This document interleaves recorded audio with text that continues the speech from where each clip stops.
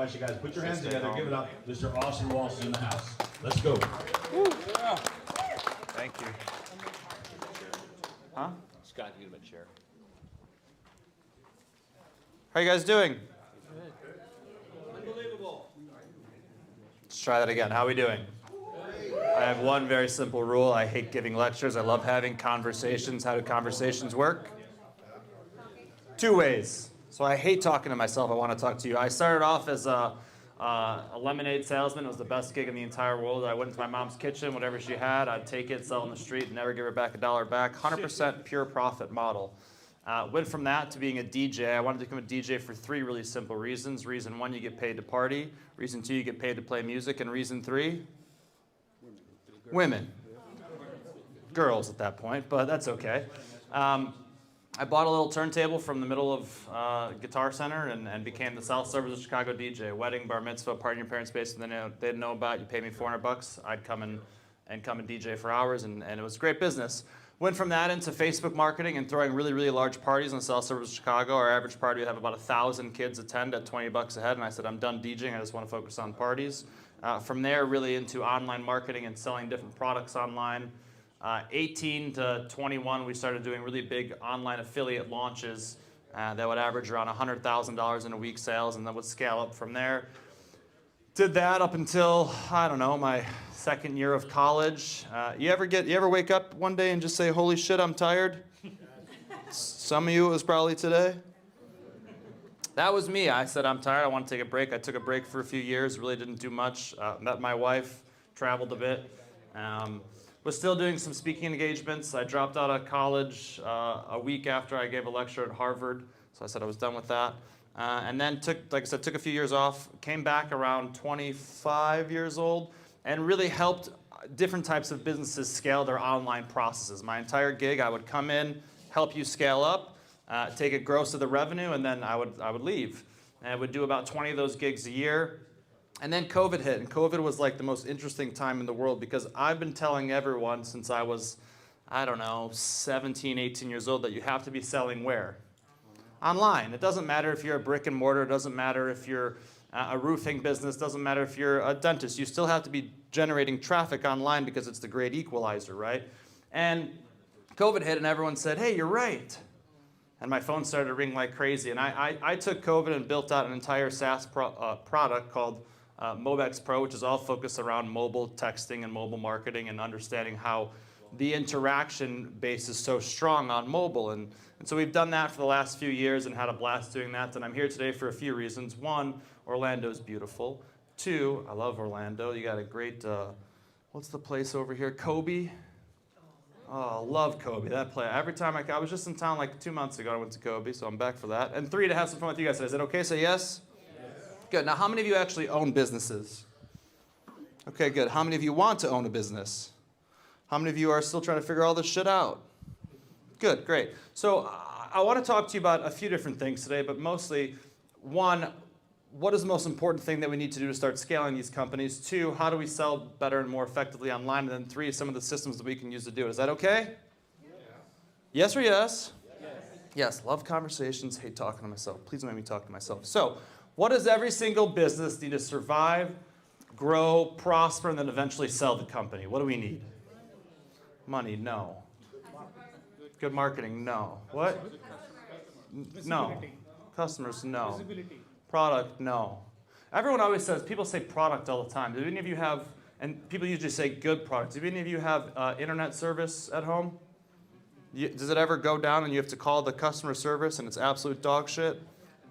Yes, no, so it's not really even a good product, it's not a customer. What do we need to survive, grow, prosper, and then eventually sell the company? No. Being available? No. No. No, everyone says customer, we already said customers. No, you have to have leads. Okay, so think about this, right? Without people to talk to, what happens? Nothing.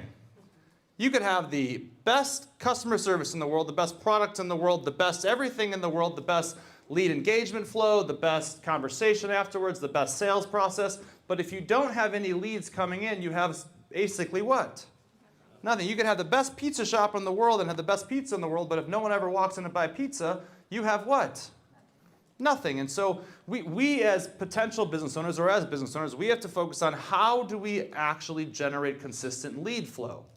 And I think a lot of the times we as these owners are thinking of the wrong things. We are thinking of like everything that we just said and listed. We're thinking about those things, but we have to think about the start of it, right? We need to think about how do we generate more consistent lead flow, because if we can do that, we can then make more of all the things that we just listed, yes? You get more leads, you get more what? Customers, you get more sales, you get more better customer service. You have all these different other challenges that we can deal with, but we have to figure out how to get leads. So how do we generate leads now? What does that mean, though? Everyone always says ads, leads, but we'll be specific. Yes? Cold calls. So praying. Knock on doors. That's good. I always people say social media, and they say, well, they'll make a post and then they hope that somebody what? Please respond. No. So we as owners or we as business owners need to understand that we have to systemize things, because when we systemize things, we know that it's going to what? Work. If we just hope that something happens, it doesn't work. So I think a few things. One, you need to figure out, here's the amount of leads I want per day. I don't care if it's 10, 50, 100, whatever it is per day, here's the amount of leads that I want to capture a day. And if we can capture that amount per day, we now have, we have a goal, and if we can systemize it, we can then scale it. So let's just say we want to start with 10 leads a day. Easy number, yes? Yes. Good. So what's the easiest way to capture 10 leads a day? Well, in my opinion, the easiest way to do it is probably to run some form of ad, which somebody said, an ad, right? So let's say we want to run an ad. We have to first we have to identify and pick a marketplace to run said ad. So where should we run this ad? But be specific, where? Facebook, okay.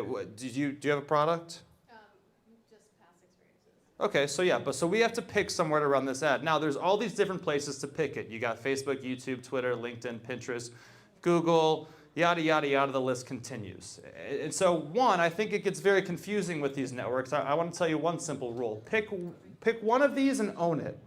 Every single other one should be dead to you. If you're doing all this time, spending all this time on different networks, running ads on different networks, you're wasting your time because you can't scale up effectively because it gets confusing. So pick one network and own it. I also think that every single network has a different demographic associated with it, and it has different tools associated with it. For instance, when you think of Instagram, what do you think of?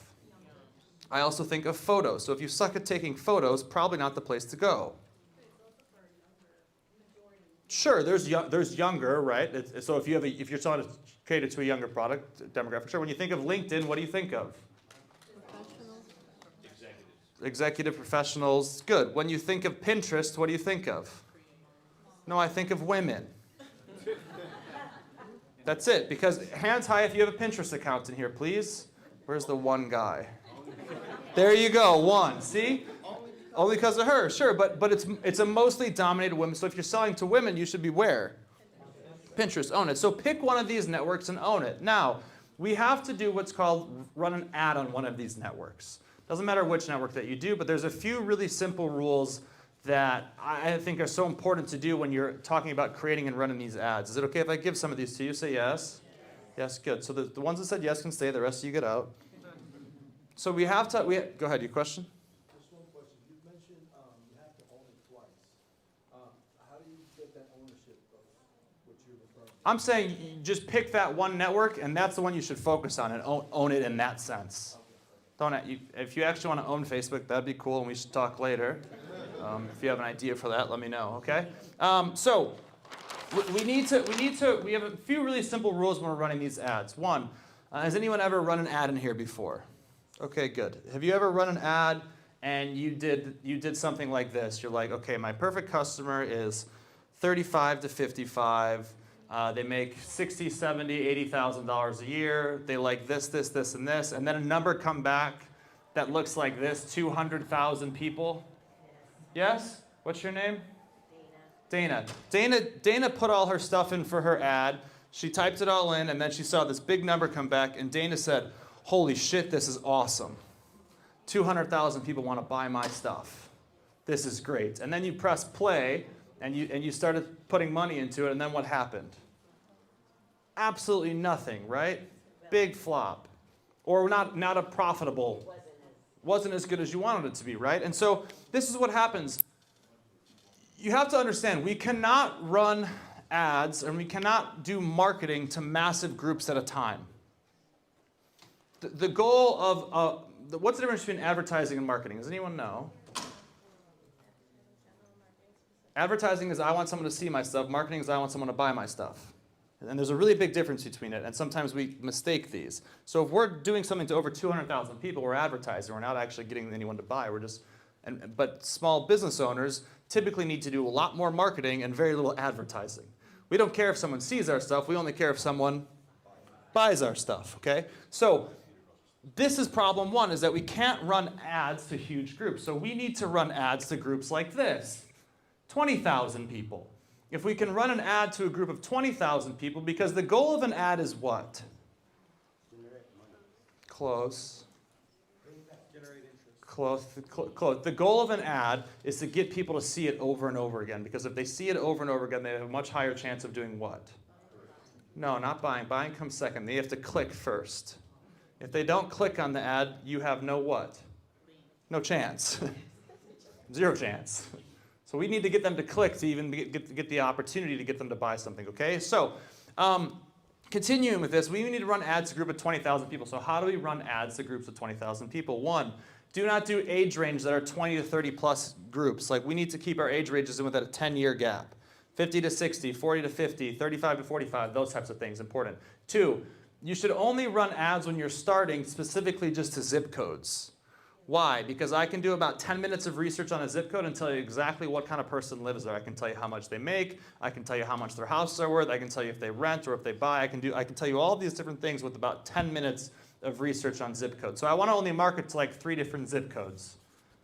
And then I want to really simply run the ad. Not much more complication than that. Few simple rules. And this happens all the time. People run an ad. Nothing happens. No one really clicks or no one really buys the first week, and they do what? They shut it off, which is one of the biggest mistakes you can make. It's almost like, have you ever gotten a six-pack in a week? If you do, please let me know. I got to go to Cabo in a few days, and I would really love that before I go. But it's not realistic. It takes time to see a what? A result. Good. It takes time to see results. So you need to run this. You need to run these ads for a minimum of 3 weeks. How long? 3 weeks. By week 2, week 3, you'll start to see some clicks because people need to see the ad a few times. They get familiar with the ad. When they get familiar with it, they what? They click on it. Okay. Good on this so far? Say yes. Need some tequila and coffee in here. ASAP. For some of you, not all of you, just some of you, which is okay. So now this becomes step number 2, which is really, really important. So there's 3 really crucial things that need to happen for you to have some sort of success on the internet. One, we need to be able to get traffic, which means we need to get people to click on something that we own. The goal of social media is not to build a big following on social media. It's to get people off of social media and onto our platforms. Does that make sense? The goal is not to have 100,000 Facebook likes unless you're trying to sell some detox tea or something like that. The goal is to get them into our platform so we own the data. 2, the second goal is to get someone to actually opt into our stuff. So we have traffic, and then we need to actually convert them into a what? Into a lead, right? The customer comes next. So how do we convert them into a lead? Typically, you give away something for what? For free. So what do you give away for free? So step 2 is capture data, okay? So we have to give away something for free. So what do you give away for free? What? Information like what? Like a physical one or an online one? Okay, probably an online one. What else? A free service like what? Facials. That's insanely expensive though, right? A free consultation. Then you'll have no time ever in your entire life. I mean, when I'm giving away something for free, I want to give away something for free that I can scale effectively that doesn't ruin my life. So for example, if I sent you 500 consults next week, your life is ruined. Probably. My life would. I would be like, oh no, I'm good. So we need to give them, and then two, what is the goal of giving somebody something away, something for free? What is the goal of that? No, wrong. Wrong. Why is this wrong? Because who does the customer care about? We all agree? Okay. So the customer doesn't care about us. And so we, when we're giving away something for free, even up until the point where they're buying something, our entire goal should be focused on who? On them, and not focused on ourselves. So the goal of giving away something for free is to generate the potential lead some sort of result. Because if we can generate a result at the free level, it makes it very easy for the person to do what? To buy. Makes it super easy for the person to buy. So our goal, obviously, like as the business, yes, our goal is to generate a lead. But bigger thinking in that is that we need to give them something that they're actually going to use. So what I like to do, and then it also has to be something that doesn't take a lot of what? Time, because people don't want to spend a lot of time. And I don't want to give away a service. I don't want to give away something physical, because then it becomes unfeasible for the business owner to maintain that level of, especially when it comes to getting more lead flow in. So I want you to give away something free that's really simple, like 5 tips, 4 tips, a little information pamphlet that'll take them less than 5 minutes to go through. We need to give them something that they're going to have. It's going to take very little time for them to go through that they can get a result out of quickly. Does this make sense? Tip number 1, run on the treadmill. Tip number 2, do 10 push-ups. Tip number 3, do 10 sit-ups. If someone that hasn't worked out or something joins your thing and does 10 sit-ups, they're going to feel instant pain, which is actually just a result. Does that make sense? So we want to give them something for free that is so simple for them to do, but they can do it and see a quick result. Good on this so far? Say yes? Okay, good. So we need to capture data. So then we know we're giving away for free, or we have a somewhat general idea of it. Now we have to build a page that actually converts. What most pages look like when you're trying to capture data is they typically either have like a video or a bunch of copy or both, and then they ask for information. Now, most people ask for things like name, email, phone number, then sometimes they ask for mailing address, social security number, things of that nature. What's your name? Renee. Okay, pretend we're not here. Is that okay? Pretend we're at a bar. Is that okay? Okay, cool. Hey, what's your name? Hey, Renee, great to meet you. What's your email, phone number, and where do you live? And if you give me that information, I'll give you a free gift. It's exciting, trust me. Is it in the drink? Huh? So is it in the drink? Well, I don't know. That's weird, right? Yes, if anyone ever came up to you in person and said, hey, what's your name, email, and where do you live? That's a weird way to start a relationship. Do you agree, yes or no? Yes. And so I always ask people, and I've spoken all over the place, and I always ask people a really simple question. It's like, what is different than us sitting here right now having a conversation compared to us sitting online having a conversation? Is there any actual difference? Yeah.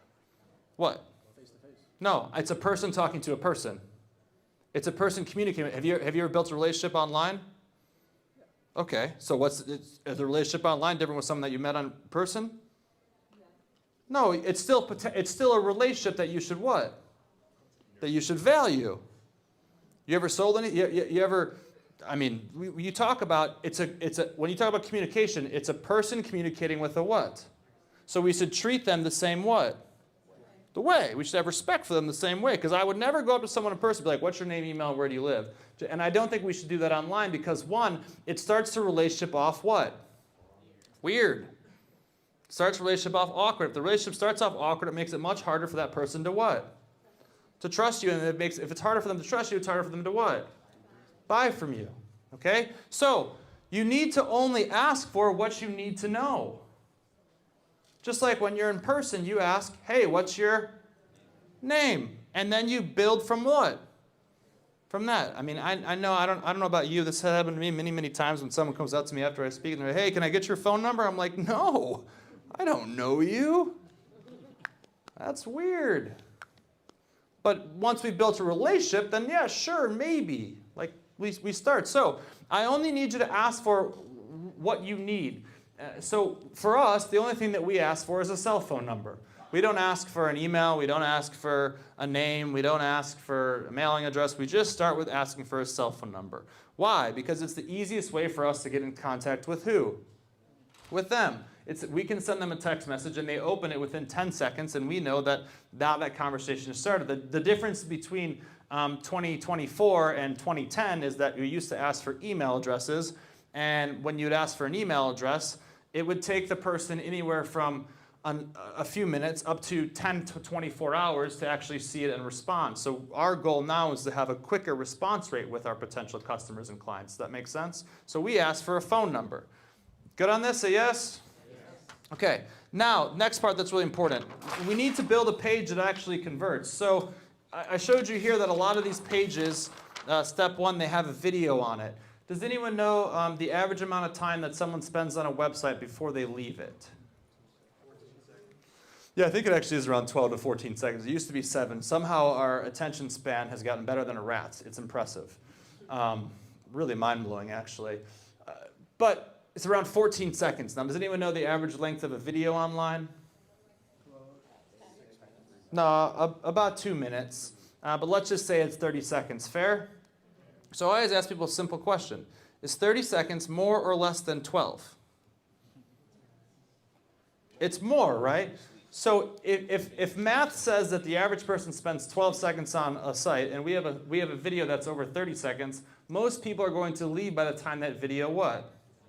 Finishes. So I'm a big when a person first comes to the site, no video, because it'll hurt your conversion. Number 2, in this video, who usually is it talking about who? It's you talking about yourself, and the customer only cares about who? Themselves. Great. So no video, none of that. I just want you to build a page that's very, very simple. This is where you ask for what you need. And on this page, we're just talking about 2 really important things. We're talking about them and the result they are going to receive. That's it. We're not talking about who. We're not talking about how great our franchise is. We're not talking about how great our stuff is. We're talking about here's what you're here for. Here's what your challenge is. Here's the results you're going to receive. That's it. Hey, use our pet sitting service, and your pet's going to be happier than ever, and you'll be stress-free. Hey, join our workout community, and you're going to have a better workout than ever. You're going to feel in better shape than you've ever been. Just give us your phone number now. We'll send you the details. But it's not about, oh, here's how great our product is. Here's how great us is. It's all about them. Following? Yes? You guys following? Nice. Sick. All right, cool. Good. All right, so now here comes the important part. This is where most online marketers will tell you this is when you sell some shit. All right, now it's time to sell. It's like, bro, take me on a date first type of thing, and this is what people do all the time. They try and sell right away. They try and sell right away. They try and sell right away. It's like, no, why don't we build the what? Build the relationship. Take them down a path that actually makes a little bit more sense. So what we like to do is we like to build out something that's around seven different steps, which means that we're going to send them 7 messages over around a 2-week period. How long? A 2-week period. Now, I'm not saying that you can't sell right away. You do whatever you want to do. But I think when you give somebody something for free, let them go through it, let them use it, and then offer the sale within about a week period, because they have a much higher chance of actually buying. So step 1 is you're just sending them the free what? Send them the free gift. Whatever it is that you decided on, whatever it is that was, you send them that free gift. You say, hey, here you go, all about you, done. 2, you want to welcome them to a what? No, to some kind of community. I don't care what business you're in, you should have some kind of a community.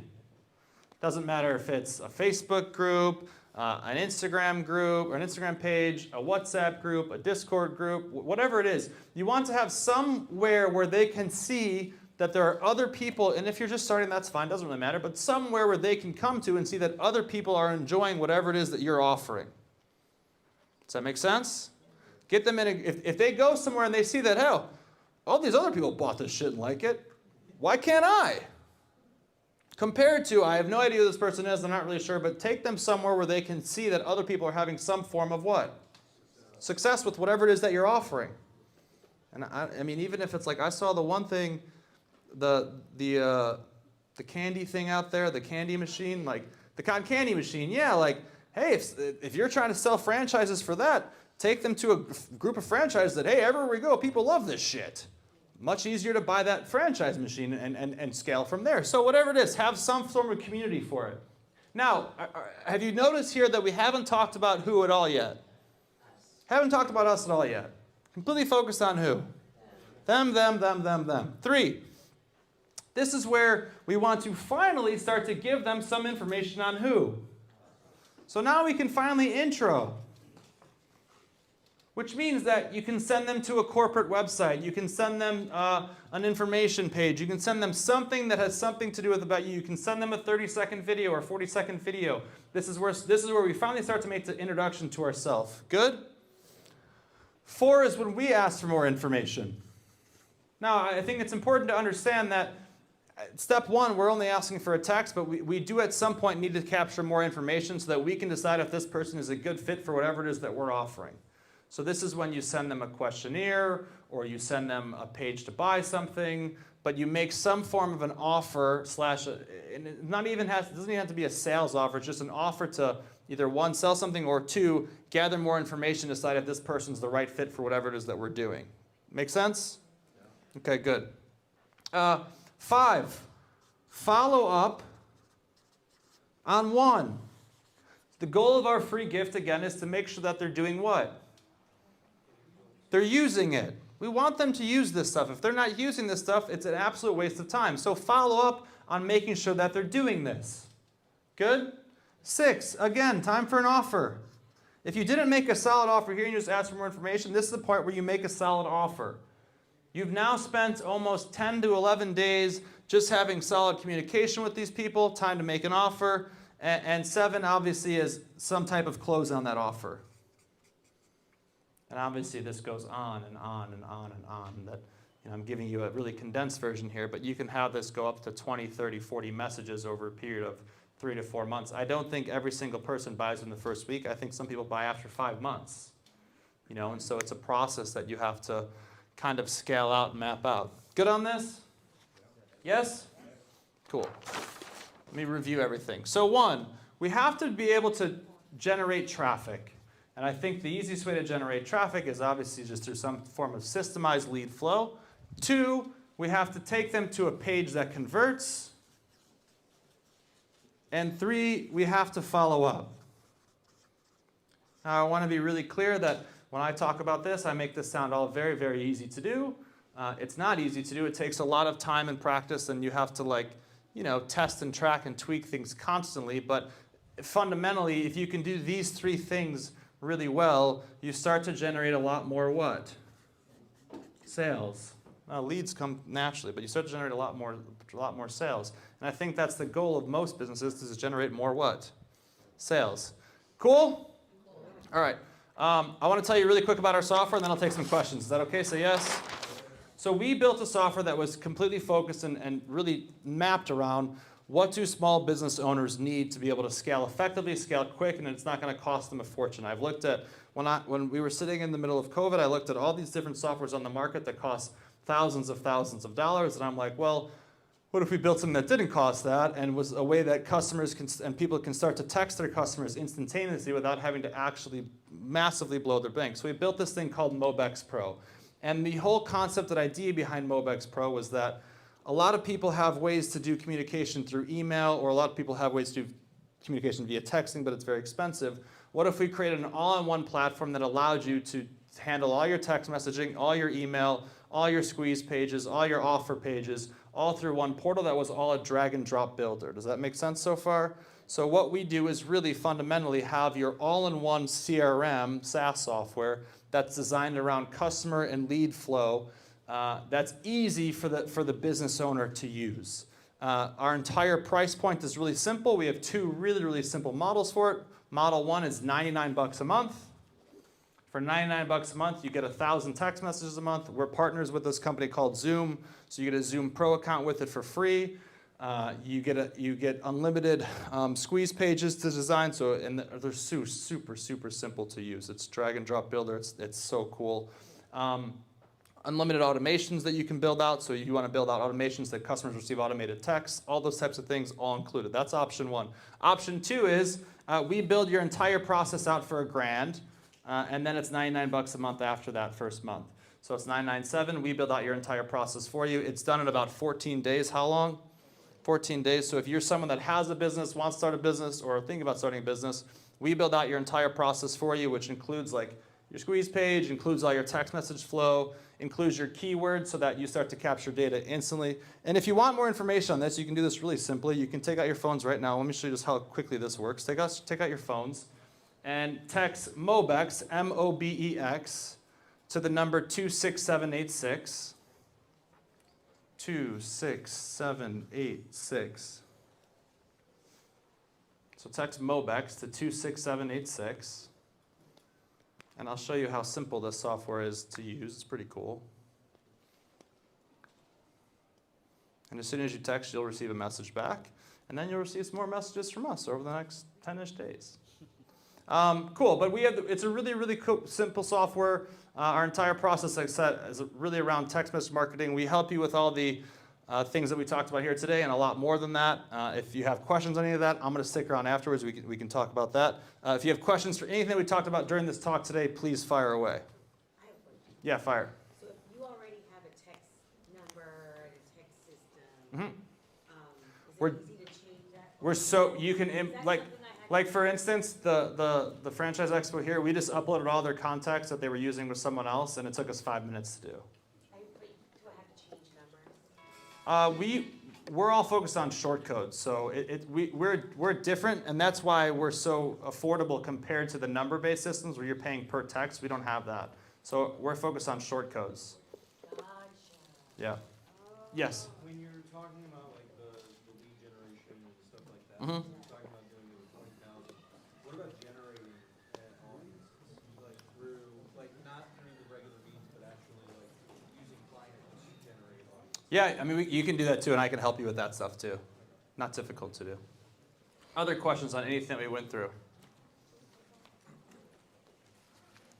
Yes. I'm good on time, right? You got 30 minutes. I have 30 minutes 15 left? minutes, yeah. Oh, I thought I was almost done. I thought I only had 30 minutes. That's sick. All right, cool. Other questions on anything that we talked about or went through today?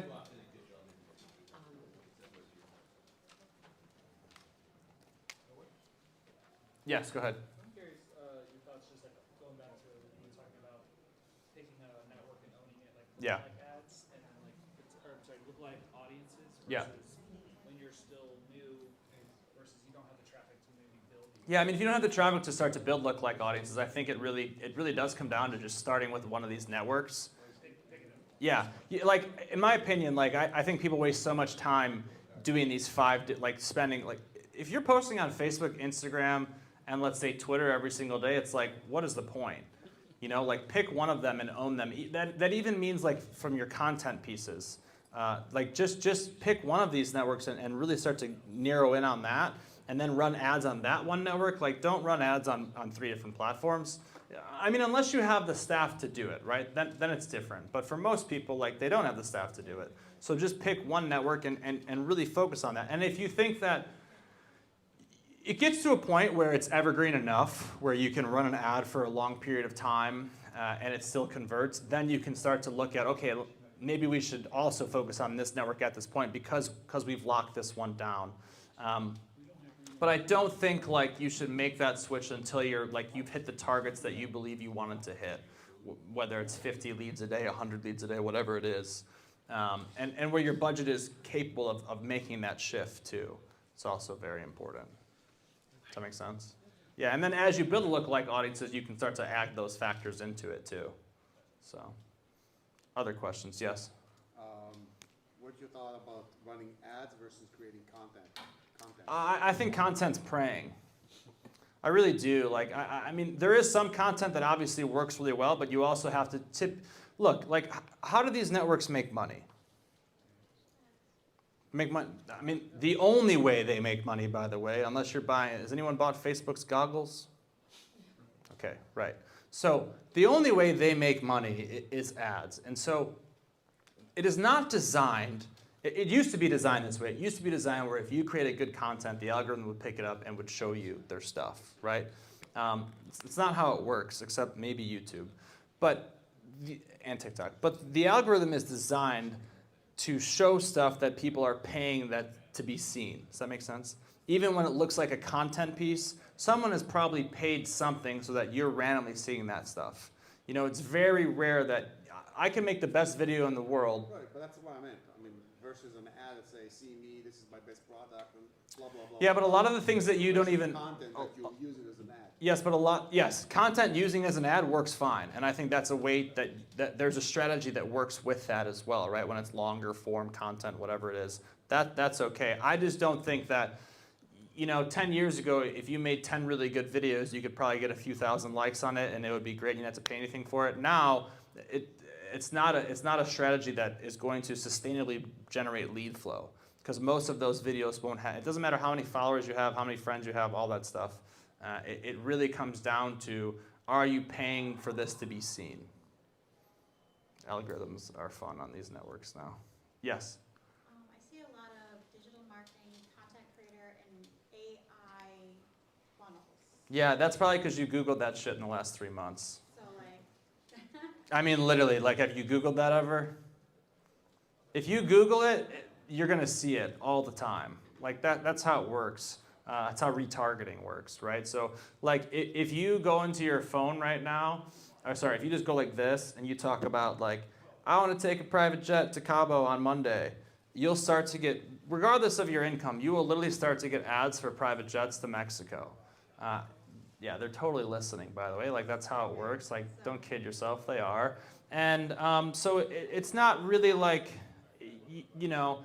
it's not because there's a spike in interest, which there is in like AI, of course, but it's more something that it's designed to show you what you think you want to see. And sometimes it shows you what you want to see. Yeah, it's very scary. Like, I've given lots of talks, especially at like universities, on how scary this shit is. It's crazy. Like, they know more about you than you know about yourself. Like, for sure. Like, go break up with your girlfriend or boyfriend and you will have like 10 significant matches ready to go. That'll just start to pop up. I swear to God, it happens, right? You don't need Humble. Just go to Facebook and find mutual friends and it gets crazy. Yes, other questions? Yeah. Do you like Google Ads? Google Ads work really good if you're like some type of service-based business and you can afford to pay for it. It starts to get really expensive per click in comparison to like almost every other network. I mean, if you're fine with paying like $15 a click, Google Ads are great. And the lead flow, the lead quality is really good too, but it's expensive, right? Yeah. Other questions? Oh, I just hate their UI so much that I don't really use it. Like, someone messaged me on LinkedIn when I was coming here, and I'm like, I didn't even know I had that login still, because like it's okay for certain aspects, right? But like, I mean, B2B is the same as B2C. It's still P2P. It's a person to person, right? Like, I've always had that debate. Like, when you're talking about running ads to a business, it's very hard to do. You still have to run ads to the person that's the decision maker in the business. So you're still running ads to a person. Yes, like there are lots of pros to it, but like you're not going to tell me the same person that's on LinkedIn isn't on Facebook. They are, and they're. You can. It's just a different. It's just a different conversation, right? I think the biggest problem per se with LinkedIn is like people don't spend a lot of time on it, and so like you have to target networks of people like how often do you scroll LinkedIn compared to how often you scroll some of these other platforms? Right. So, but if you're not a good example, your customer's probably not either. That's how I always judge it too. Like, am I doing it? Because if I'm not doing it, then my potential customers. I'm saying I think I do it, but I don't think I'm a good example. Yeah. I'm on LinkedIn probably more than a normal person is. Yeah, but in comparison to most of their networks, you're probably not. Like when you look at like the amount of time you actually, like people don't even realize how much time they scroll Facebook. It's disgusting if you actually saw the minutes behind it. Even people that say I don't even use Facebook scroll Facebook like crazy. It's true, it's wild, but it is. And so like I always like, I think you can have success on LinkedIn. I just want to target, I think there's better markets to typically target where people spend a lot more time. Right. So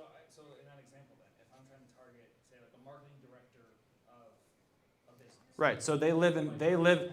What kind of business is that you're trying to target? Let's just say, I guess, dentists.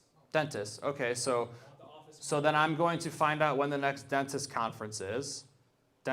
Marketing for dentists. I guarantee you in 10 minutes I can find some conference for that. And then when they're all at that conference, I'm going to blow that conference up with ads for those 3 days. I'm going to make sure that every single one of them sees it. I could, or I could also do it on Instagram, or I could do it on Snapchat. I'm going to look at what do I think is the best place to do, or I'm going to do it on Google. I'm not saying that I'm just locking in on Facebook. I think they're all great. I think they all have great different resources. I just don't think that I don't think people spend a lot of time on LinkedIn. And so, like, one, if they're not spending a lot of time, that's tough. Two, if they're spending a little bit of time and only see my ad for a little bit of time, it gets a lot harder for them to actually click those links, because if they're not seeing it, if they're not looking at LinkedIn 7 times a day, like, I don't want them. If they are, then sure, and maybe that's a conversation you can figure out and do research on. Hey, do marketing agents for dentists spend a lot of time on LinkedIn? I'm gonna bet they don't. They probably spend a lot of time on Instagram. Because when you see ads for dentists or dental work, you're typically seeing it on Instagram, because it's the most appealing and place to put someone with really screwed up teeth. So when you see that shock factor, you click. Yeah. Other questions? Yeah. How does MobexPro, in this sense, integrate with like those Facebooks and stuff like that differently? Yeah, we just plug in for all the lead flow, right? So we become the place where we capture all the data from the Facebook where we're sending the traffic. We're step 1, step 2, and step 3 of the process. You said your gold program was $9.97. For $1,000, we bill it all out for you, and then it's $100 a month. Or you can do it Your yourself. streams at $5 grand. Yeah, well, usually it's $5,000. It's usually $5,000, but we're doing something cool with at the franchise expo where it's $1,000. But if you go online tomorrow and buy it for $5,000, like, I won't be upset. Like, I'll be super happy, actually. No, it doesn't matter. Other questions? All right, cool. If there's no more questions, it must have. There was enough questions where I feel like I did a decent job. Not a great job, but that's okay. Are we gonna take a break, or are you just gonna come right up? Well, it's up to you. The next speaker is a really awesome, amazing guy. Do you want to take a break and go to the bathroom stuff and come back, or do we take a break? All right, we're going to take a 5-minute break. How long? 15 minutes. Oh, 15-minute break. All right, 15-minute break. And if you have any questions about Mobex, I'll be in the back of the room. Thanks, guys.